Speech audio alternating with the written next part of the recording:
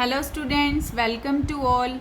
Last video में हमने पढ़ा था सूक्ष्म जीवी हमारे मित्र हैं और शत्रु हैं। मित्र कैसे हम उन्हें बोल सकते हैं और शत्रु कैसे हम उन्हें बोल सकते हैं, इसके बारे में हमने डिटेल में पढ़ा था। अगर आपको उसके बारे में जानना है तो आप मेरी पिछली वीडियो में जाकर देख सकते हैं, जिसका मैं डिस्क्रिप्शन में लिंक भी दे दूँगी।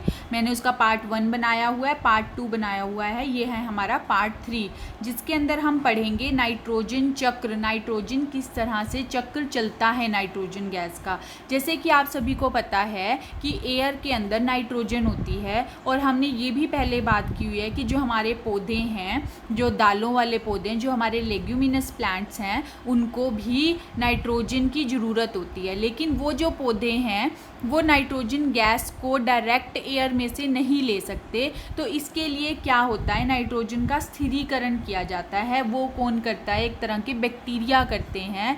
उन बैक्टीरिया का नाम है राइजोबियम बैक्टीरिया, जो कि मिट्टी में पाया जाता है। वो नाइट्रोजन का स्थिरीकरण करते हैं, फिर नाइट्रोजन गैस को किसमें, उसको यौगिकों में, नाइट्रोजनी यौगिकों में परिवर्तित कर देते हैं, ये जो जीवाणु होते हैं। इसीलिए इन जीवाणुओं को हमारा मित्र कहा गया है। तो ये जो राइजोबियम बैक्टीरिया है, ये उसको नाइट्रोजन को लेंगे और मिट्टी के अंदर इसको नाइट्रोजनी यौगिकों में परिवर्तित कर देंगे। फिर जो मिट्टी है, मिट्टी के साथ साथ मिट्टी में से दूसरे भी खनिज लवण होते हैं वहाँ, तो उसके साथ साथ जो नाइट्रोजनी यौगिक भी हो गए, जल भी हो गया। तो पौधे जल के साथ साथ ये जितने भी मिनरल्स हैं, उन जितने भी न्यूट्रिएंट्स हैं, उन सबको पौधे के हर भाग तक पहुँचा देती है। अब देखो, हमने बोला कि राइजोबियम ने क्या किया, नाइट्रोजन गैस को ली और उसका स्थिरीकरण कर दिया। लेकिन फिर भी एयर के अंदर जो नाइट्रोजन है, उसकी जो मात्रा है वो एज इट इज़ ही रहती है।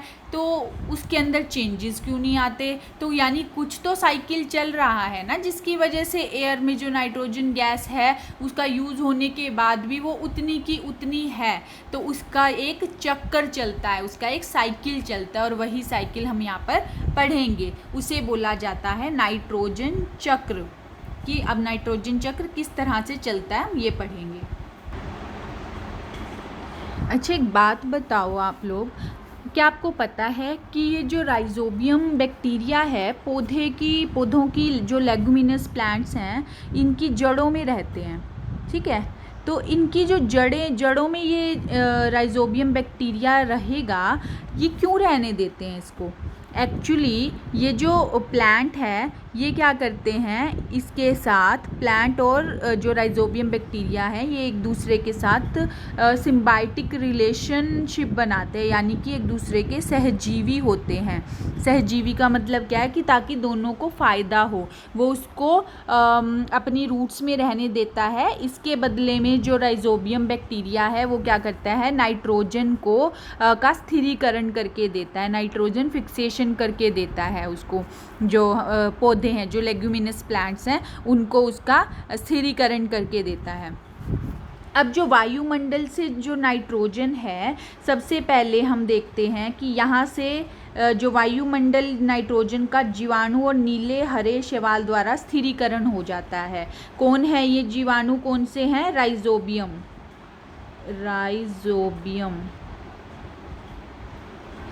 इसके द्वारा क्या हो जाता है, इसका स्थिरीकरण हो जाता है। फिर वो जो जीवाणु द्वारा जो स्थिर नाइट्रोजन है, वो क्या करते हैं, उसको नाइट्रोजनी यौगिकों में परिवर्तित कर देते हैं।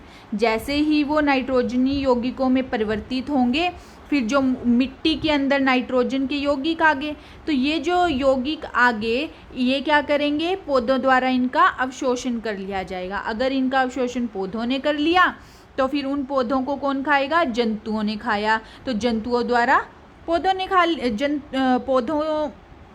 को किसने खा लिया? जंतुओं ने खा लिया। फिर उन्होंने उनके उत्सर्जन हुआ, और या फिर वो मर गए, या फिर जो उनका जो एक्सक्रीटा है, मल के द्वारा वहाँ से क्या, नाइट्रोजन अपशिष्ट बन गया। अब ये जो नाइट्रोजन अपशिष्ट है, वो फिर सारा का सारा मिट्टी में मिल गया। अब मिट्टी में मिल गया, फिर इस तरह से ये सर्कल, एक सर्कल तो बनता रहेगा इस तरह से।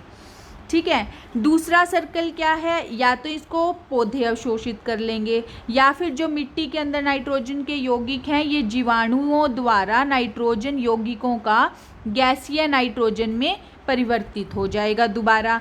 फिर उसका जो परिवर्तन होगा वो सारा का सारा कहाँ चला जाएगा, दोबारा से वायुमंडल में चला जाएगा। तो दूसरा चक्र हमारा क्या बन गया, ये बन गया।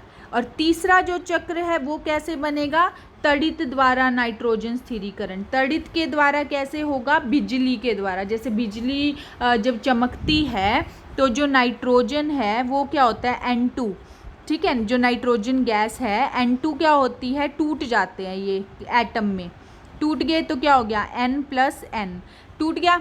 अब ये जो एक नाइट्रोजन एटम है ये O2 के साथ, ऑक्सीजन के साथ क्रिया करता है और क्या कंपाउंड बना देता है, NO2। फिर क्या होगा, बारिश आती है, बारिश के साथ ही जो नाइट्रेट हैं वो मिट्टी में आकर मिल जाते हैं, और यानी कि नाइट्रोजन के जो यौगिक हैं वो ये आकर मिट्टी में मिल जाते हैं। फिर मिट्टी से फिर वही शुरू होएगा, पौधों का द्वारा अवशोषण हो जाएगा और जंतु, या फिर उसको जंतु खा लेंगे। फिर जंतुओं का क्या हाल होगा, या तो मल के द्वारा निकलेगा वहाँ से बाहर, या फिर अगर जंतुओं की मृत्यु हो जाती है तो वो डीके होके धीरे धीरे मिट्टी में मिल जाएगा। तो फिर मिट्टी से दोबारा से नाइट्रोजन के यौगिक बन जाएंगे। इस तरह से वो साइकिल चलता रहेगा। तो ये 3 तरीके हैं नाइट्रोजन के चक्र को पूरा करने के लिए। तो इस तरह से जो नाइट्रोजन का चक्र है वो बार बार चलता रहता है, और जो एयर के अंदर जो नाइट्रोजन है उसकी मात्रा एज इट इज़ रहती है। अब आप क्या मुझे बता सकते हैं कि हमारे एयर में नाइट्रोजन कितने प्रतिशत पाई जाती है, तो ये इस क्वेश्चन का आंसर आप मुझे कमेंट्स में देंगे। और अगर आपको मेरा पढ़ाया हुआ अच्छा लगा तो मेरी वीडियो को लाइक और सब्सक्राइब करना ना भूलें। नेक्स्ट वीडियो के अंदर हम इसके एक्सरसाइज के क्वेश्चन पढ़ेंगे NCERT के, तो जिसको आप देखना ना भूलें। धन्यवाद।